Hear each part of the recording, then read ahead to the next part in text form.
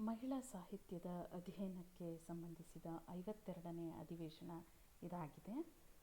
ಈ ಅಧಿವೇಶನದ ಉಪಶೀರ್ಷಿಕೆ ಸಣ್ಣ ಕಥೆಗಳಲ್ಲಿ ಮಹಿಳಾ ಅಭಿವ್ಯಕ್ತಿಯ ವಿಶೇಷತೆ ಮತ್ತು ವಿಶ್ಲೇಷಣೆ.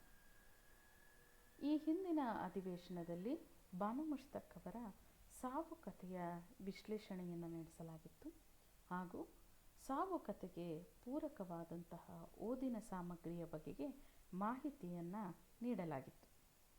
ಇಂದಿನ ಅಧಿವೇಶನದಲ್ಲಿ ವೀಣಾ ಶಾಂತೇಶ್ವರ ಅವರ ನಿರಾಕರಣೆ ಕಥೆಯ ಅಭಿವ್ಯಕ್ತಿ ವಿಶೇಷತೆ ಮತ್ತು ವಿಶ್ಲೇಷಣೆಯನ್ನು ಕುರಿತ ಹಾಗೆ ಮಾತನಾಡೋಣ ಹಾಗೂ ಬಾನು ಮುಷ್ತಾಕ್ ಅವರ ಸಾವು ಕಥೆಯ ಅಭಿವ್ಯಕ್ತಿ ವಿಶೇಷತೆ ಮತ್ತು ವಿಶ್ಲೇಷಣೆಯನ್ನು ನಡೆಸೋಣ. ಈ ಎರಡೂ ಸಂಗತಿಗಳ ಜೊತೆಗೆ ಈ ಎರಡು ಕಥೆಗಳಲ್ಲಿ ಬರುವ ತಾಯಂದಿರ ಬಗೆಗೆ ಒಂದಿಷ್ಟು ವಿಚಾರಗಳನ್ನು ಹಂಚಿಕೊಳ್ಳೋಣ. ಮೊದಲಿಗೆ ನಿರಾಕರಣೆ ಕಥೆಯ ಅಭಿವ್ಯಕ್ತಿ ವಿಶೇಷತೆ ಮತ್ತು ವಿಶ್ಲೇಷಣೆ. ವೀಣಾ ಅವರು ಕನ್ನಡ ಕಥಾ ಸಾಹಿತ್ಯಕ್ಕೆ ನೀಡಿದಂತಹ ಕೊಡುಗೆ ಮಹತ್ತರವಾದ್ದು. ಬಂಡಾಯ ಮನೋಧರ್ಮದ ಈ ಲೇಖಕಿ ಪುರಾಣದ ಸ್ತ್ರೀಯನ್ನು ವರ್ತಮಾನಕ್ಕೆ ಅನ್ವಯಿಸಿಕೊಳ್ಳುವ ಪ್ರಯತ್ನವನ್ನು ನಿರಾಕರಣೆ ಕಥೆಯ ಮೂಲಕ ನಡೆಸಿದ್ದಾರೆ. ಪುರಾಣದ ಪ್ರತೀಕವನ್ನು ಬಳಸಿಕೊಳ್ಳುವಂಥದ್ದು ನವ್ಯ ಸಾಹಿತ್ಯದ ವಿಶೇಷತೆಯಾಗಿದೆ. ವೀಣಾ ಶಾಂತೇಶ್ವರ ಅವರು ನವ್ಯ ಸಾಹಿತ್ಯ ಸಂದರ್ಭದಲ್ಲಿ ಬರವಣಿಗೆಯಲ್ಲಿ ತೊಡಗಿಕೊಂಡವರಾಗಿದ್ದರಿಂದ ಅವರು ಪುರಾಣದ ಪ್ರತೀಕವನ್ನು ಕಥೆಯಲ್ಲಿ ವಿಶೇಷವಾಗಿ ಬಳಕೆ ಮಾಡಿಕೊಂಡಿದ್ದಾರೆ. ನವ್ಯದ ವಿಶೇಷತೆಯನ್ನು ಕಥೆಯ ವಿಶೇಷವಾಗಿ ಬಳಕೆ ಮಾಡಿಕೊಂಡಿರುವ, ಅದರಲ್ಲೂ ಗದ್ಯ ಪ್ರಕಾರದಲ್ಲಿ ಅದರ ಸ್ಪಷ್ಟ ಬಳಕೆ ಮಾಡಿಕೊಂಡಿರುವಂಥದ್ದು ವಿಶೇಷವಾದ ಸಂಗತಿಯೇ ಆಗಿದೆ. ಶಕುಂತಲೆಯ ಪಾತ್ರದ ಮೂಲಕ ಕಥೆಯಲ್ಲಿ ಸ್ತ್ರೀಯ ಅಸ್ತಿತ್ವವನ್ನು ಪ್ರತಿನಿಧೀಕರಿಸಿದ್ದಾರೆ ಅಂತಲೇ ಹೇಳಬಹುದು. ಶಕುಂತಲೆಯ ಮೂಲಕ ಪುರುಷ ನಿರ್ಮಿತ ಸ್ತ್ರೀ ಮಾದರಿಯನ್ನು ನಿರಾಕರಿಸುವ ಪ್ರಯತ್ನವನ್ನು ನಿರಾಕರಣೆ ಕಥೆಯಲ್ಲಿ ವೀಣಾ ಶಾಂತೇಶ್ವರ ಅವರು ನಿರ್ವಹಿಸಿದ್ದಾರೆ. ಆ ಮೂಲಕ ಅವರು ಒಂದು ಹೊಸ ಮಾದರಿಯನ್ನು ಕಟ್ಟುವ ಪ್ರಯತ್ನ ಮಾಡಿದ್ದಾರೆ ಅಂತಲೇ ಹೇಳಬಹುದು. ನಿರಾಕರಣೆಯ ನಾಯಕಿ ಈ ಕಾಲದವಳಲ್ಲ. ಆದರೆ ಅವಳು ಪಡುವಂತಹ ಯಾತನೆ ಇದೆಯಲ್ಲ, ಅದು ಎಲ್ಲ ಕಾಲಕ್ಕೂ ಒಂದೇ. ಅದು ಮಹಿಳೆಯನ್ನು ಪ್ರತಿನಿಧೀಕರಿಸುವ ಕ್ರಮವಾಗಿ ಕಥೆಯಲ್ಲಿ ನಿರೂಪಣೆಯಾಗಿದೆ. ಇಡೀ ಕಥೆಯ ಮೂಲಕ ಹೆಣ್ಣು ಜೀವದ ಅಂತರಂಗವನ್ನು, ಅವಳ ದಿಟ್ಟತನವನ್ನು ತೆರೆದು ತೋರುವ ದಿಟ್ಟತನದ ಪ್ರಯತ್ನವನ್ನು ವೀಣಾ ಶಾಂತೇಶ್ವರ ಅವರು ನಡೆಸ್ಕೊಂಡು ಹೋಗಿದ್ದಾರೆ.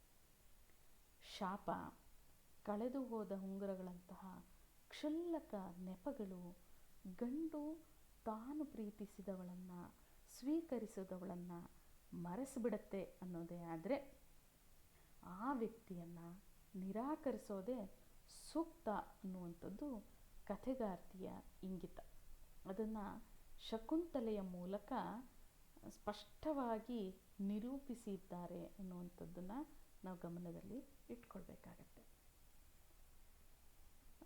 ಸಾವು ಕಥೆಯ ಅಭಿವ್ಯಕ್ತಿಯ ವಿಶೇಷತೆ ಮತ್ತು ವಿಶ್ಲೇಷಣೆಯನ್ನು ಈಗ ಗಮನಿಸೋಣ. ಬಾನು ಅವರು ಮುಸ್ಲಿಂ ಸಂವೇದನೆಯ ಸಂದರ್ಭದಲ್ಲಿ ಮುಖ್ಯವಾದಂತಹ ಹೆಸರು. ಕನ್ನಡ ಕಥಾ ಸಾಹಿತ್ಯಕ್ಕೆ ಬಾನು ಅವರು ನೀಡಿದಂತಹ ಕೊಡುಗೆ ಮಹತ್ವವಾದದ್ದು ಅನ್ನೋದರಲ್ಲಿ ಎರಡು ಮಾತಿಲ್ಲ.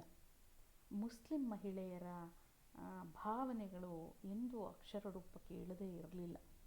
ಹೊಸ ಕಾಲದ ಹೊಸ ಬೆಳವಣಿಗೆಯಲ್ಲಿ ಬಾನು ಅವರು ಮುಸ್ಲಿಂ ಮಹಿಳೆಯರ ಅವ್ಯಕ್ತ ಭಾವಗಳಿಗೆ ಸ್ಪಂದನೆಯನ್ನು ನೀಡ್ತಾರೆ.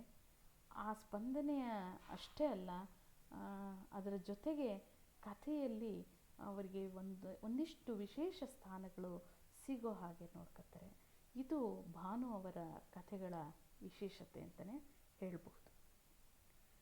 ಸಾವು ಜಗತ್ತನ್ನೇ ತಲ್ಲಣಕ್ಕೀಡು ಮಾಡಬಲ್ಲಂತಹ ಸಂಗತಿ ಅನ್ನೋದು ಈಗಾಗಲೇ ನಮಗೆ ಮನವರಿಕೆಯಾಗಿರುವಂಥ ಸಂಗತಿ. ಕಥೆಯ ಮೂಲಕ ಸಾವಿನ ಜಿಜ್ಞಾಸೆ ನಿಜಕ್ಕೂ ವಿಶೇಷವಾದದ್ದೇ. ಯಾಕೆಂತ ಹೇಳಿದ್ರೆ, ನಾನು ಈಗಾಗಲೇ ಹೇಳಿರೋ ಹಾಗೆ ಪಾಶ್ಚಾತ್ಯರಲ್ಲಿ ಕಾವ್ಯ ಪ್ರಕಾರದಲ್ಲಿ ಸಾವಿನ ಜಿಜ್ಞಾಸೆಗಳು ಹೆಚ್ಚಾಗಿರೋದನ್ನು ನಾವು ಗಮನಿಸಬಹುದು.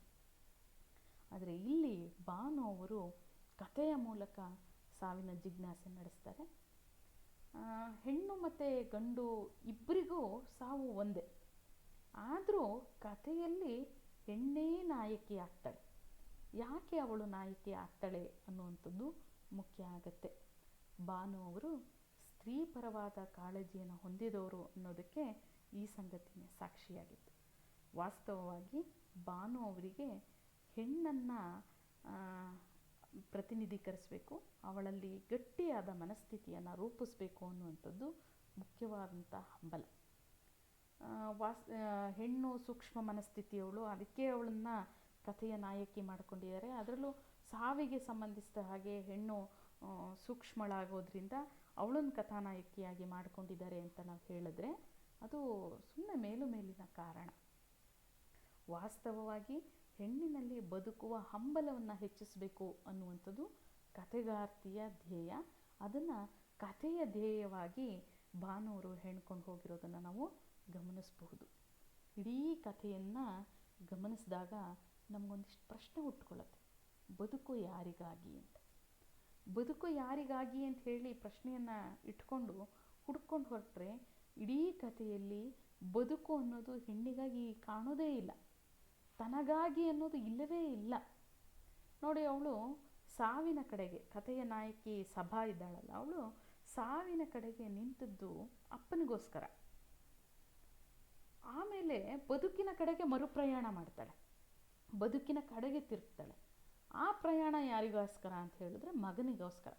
ಹಾಗಾಗಿ ಹೆಣ್ಣು ತನಗಾಗಿ ಬದುಕುವ ಹಂಬಲವನ್ನೇ ಇಲ್ಲಿ ತೋರಿಸೋದಿಲ್ಲ ಅನ್ನುವಂತಹ ಕೊರಗು ಓದುಗರಿಗೆ ಕಾಡುತ್ತೆ. ಈ ಕಥೆಯ ಆಧಾರದ ಮೇಲೆ ಎರಡೂ ಕಥೆಗಳ ತಾಯಂದಿರ ಮನಸ್ಥಿತಿಯನ್ನು ನೋಡೋದಾದರೆ, ನಿರಾಕರಣೆಯ ಶಾಕುಂತಲೆ ತನಗೆ ಒಪ್ಪಿಗೆ ಇಲ್ಲದಿದ್ದರೂ ಅರಮನೆ ಸೇರೋದು ಯಾತಕಪ್ಪ ಅಂತ ಹೇಳಿದ್ರೆ ಅದು ಅವಳ ಮಗನ ಶ್ರೇಯಸ್ಸಿಗಾಗಿ. ಮಗನಿಗೆ ಒಂದು ಗಟ್ಟಿಯಾದ ಬದುಕನ್ನು ಕಟ್ಕೊಡ್ಬೇಕು, ಮಗನಿಗೆ ಒಂದು ನೆಲೆಯನ್ನು ಮಾಡಿಕೊಡ್ಬೇಕು ಅನ್ನುವ ತಾಯ್ತನದ ಜವಾಬ್ದಾರಿಯಿಂದ ದುಷ್ಯಂತನನ್ನು ನಿರಾಕರಿಸಿದ್ರು ಅರಮನೆಯಲ್ಲಿ ಇರೋದಕ್ಕೆ ಒಪ್ಕೊಳ್ಳೋದು ಮಗನಿಗೋಸ್ಕರ. ಇನ್ನೊಂದು ಕತೆಗೆ ಬನ್ನಿ. ಬಾನು ಮುಷ್ತಾಕ್ ಅವರ ಸಾವು ಕಥೆಯನ್ನು ಗಮನಿಸಿದರೆ ಅದರ ಕಥಾನಾಯಕಿ ಸಭಾ ಸಾವಿನ ಸೆಳೆತದಿಂದ ಹೊರಗೆ ಬರ್ತಾಳೆ, ಮಾನಸಿಕ ಖಿನ್ನತೆಯಿಂದ ದೂರ ಆಗ್ತಾಳೆ. ಹಾಗೆ ತನ್ನ ಎಷ್ಟೋ ವರ್ಷದ ಯಾತನೆಗೆ ಪರಿಹಾರವನ್ನು ಕಂಡುಕೊಳ್ಳೋದು ಯಾರಿಗೋಸ್ಕರಪ್ಪ ಅಂತ ಹೇಳಿದ್ರೆ ಅದು ಅವಳ ಮಗ ನಾಹಿದ್ಗೋಸ್ಕರ. ಅವನನ್ನು ಸಲಹಬೇಕು, ಅವನನ್ನು ಒಂಟಿ ಮಾಡಬಾರ್ದು ಅನ್ನುವಂತಹ ಉದ್ದೇಶದಿಂದ, ಜವಾಬ್ದಾರಿಯಿಂದ ಹೊರಗೆ ಬರ್ತಾಳೆ.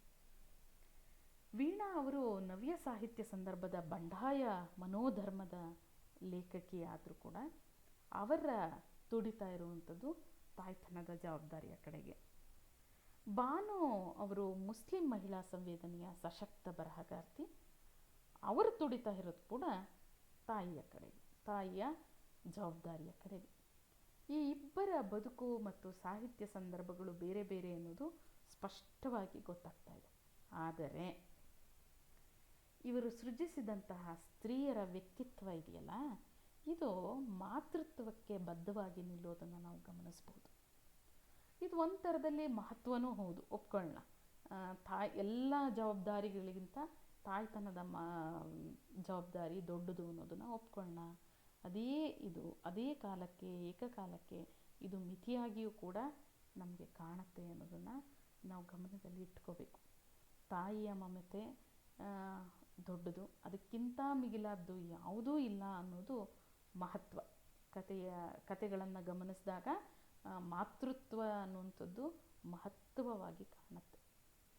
ಸದಾ ಗಂಡ ಮಕ್ಕಳ ಶ್ರೇಯಸ್ಸಿಗಾಗಿಯೇ ಬದುಕುವ ಹೆಣ್ಣು ಈ ಕಥೆಗಳಲ್ಲೂ, ಬಂಡಾಯ ಮನೋಧರ್ಮದ ಕಥೆಯಲ್ಲಾಗಲಿ, ಮುಸ್ಲಿಂ ಸಂವೇದನೆಯ ಕಥೆಯಲ್ಲಾಗಲಿ ಆ ಚೌಕಟ್ಟನ್ನು ಮೀರಿ ಬೆಳೆಯೋದೇ ಇಲ್ಲ. ಅದು ಕಥೆಗಳಲ್ಲಿ ನನಗೆ ಮಿತಿಯಾಗಿ ಕಾಣ್ತಾ ಇದೆ.